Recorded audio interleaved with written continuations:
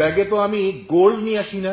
আমি ওই ব্যাগের মধ্যে করে যখন গোল্ড আনি না, মদের বোতল আনি না, অবৈধ কোনো মালামাল আনি না, আমার বাচ্চার জন্য 5টা সাবান, 2টা শ্যাম্পু, একটা দুধের গোটা টিন কিংবা একটা কম্বল, তো কেন খোঁচা দিয়ে আউলে ফেলতে হবে?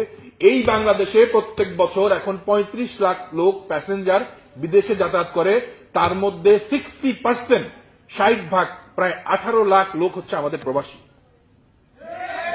এই লোকগুলোর জন্য তো এখন আমি আলাদা এয়ারপোর্ট দাবি করতে পারি, প্রবাসী এয়ারপোর্ট বাংলাদেশ।